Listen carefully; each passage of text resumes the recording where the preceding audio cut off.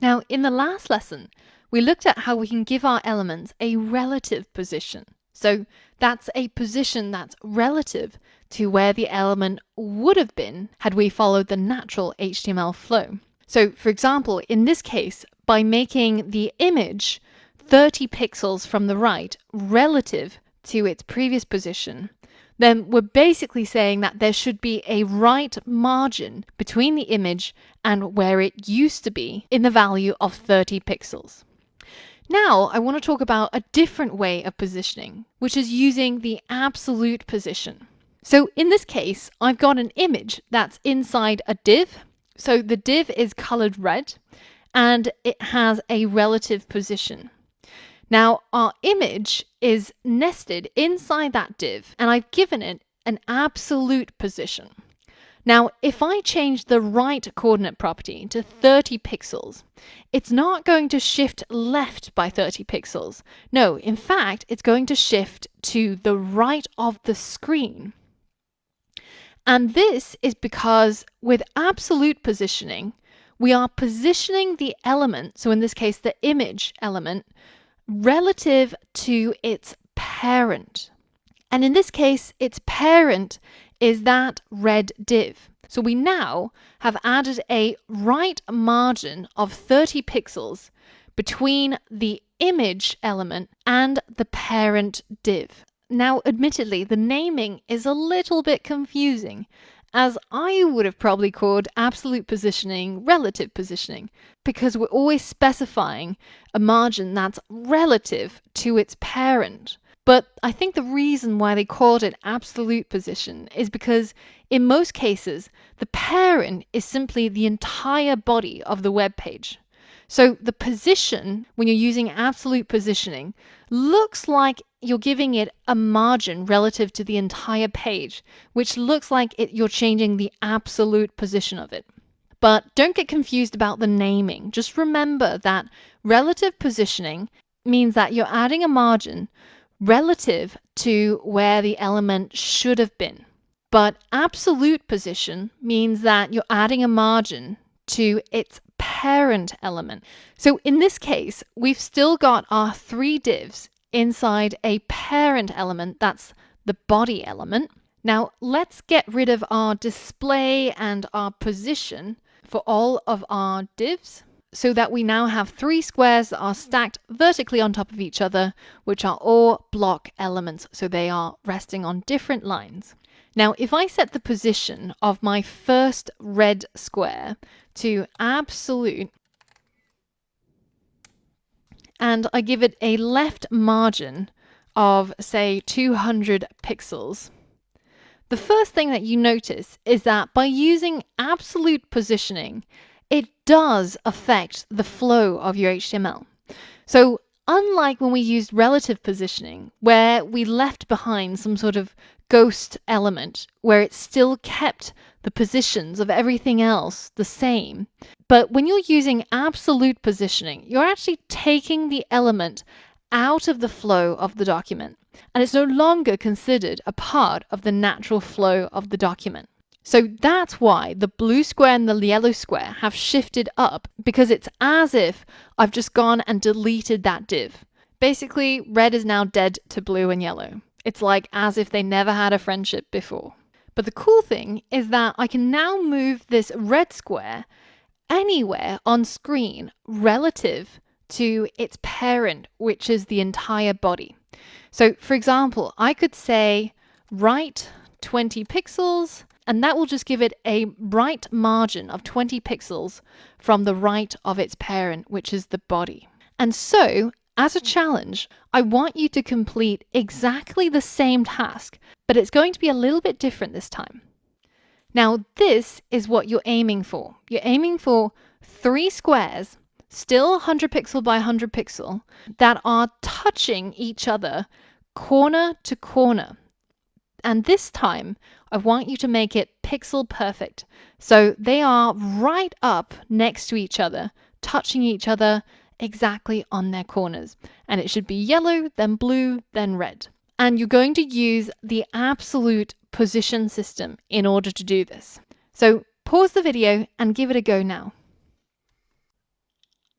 So in order to achieve the design that we want, the first thing that I'm going to do is I'm going to add position absolute to all of our divs.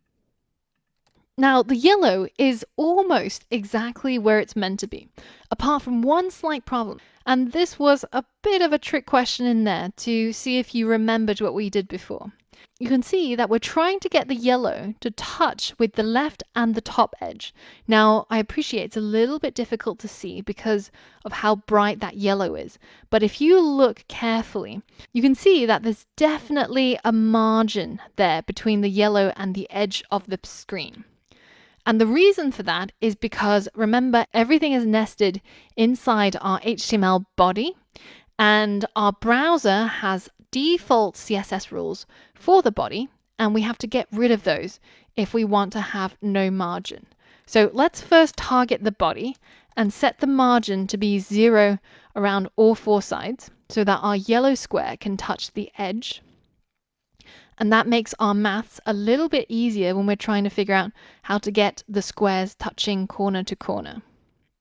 So we've got a yellow in the right position. The next thing is the blue. So if we're positioning the blue square relative to the parent, which is the body, then all we need to do is give it a left margin of 100 pixels and a top margin of 100 pixels. And now blue is touching yellow corner to corner. And finally, we can go to our red and we can change its top margin to 200 pixels and its left margin to 200 pixels. And we are now pixel perfect with our solution. And we've created the design that we wanted. So how did that go? You would have noticed that it's a lot easier moving things around using absolute positioning when you're just thinking about it being relative to the body. And in this case, if you wanted your squares to be touching each other, pixel perfect, with no space between them, then it's very, very easy to do. Because in this case, all 3 elements are positioning themselves relative to the same thing, which is the body of the web page, and not to different things like where they used to be. And this is usually a much easier way for people to think about layout. Although in most cases you will find yourself using maybe a combination of both, especially when you want to keep the other elements on screen still in the same flow as what it used to be before you started positioning one element. So they're both really, really useful, and you'll see both of them really commonly across website CSS. Now, one thing to remember is that the parent doesn't always have to be the body. It can also be the closest parent that has a relative layout. So, for example, if we put another div around our red square and we set its position, so this is called container, we set its position to be relative and we don't change it, we're not going to touch it. But this sets up this container to be a perfect parent for our absolute positioning. So let's give it a width of, say, 300 pixels, height of 300 pixels, and let's give it a background color of gray. Now you can see this container. Now you'll notice that the design for our web page has now changed, and quite dramatically so, because now our red square is a child of that parent container, and now it's defining its position relative to that gray container square. So if I delete that left 200 and instead I say right 20 pixels, it's no longer having a right margin of 20 pixels from the edge of the body, but it's now relative to its parent container. And even though our other squares are blue and yellow, are still relative to the body, because we haven't defined a vertical position for it, it's being pushed down by this element with a relative layout. So we can change this by giving it a top property of 0.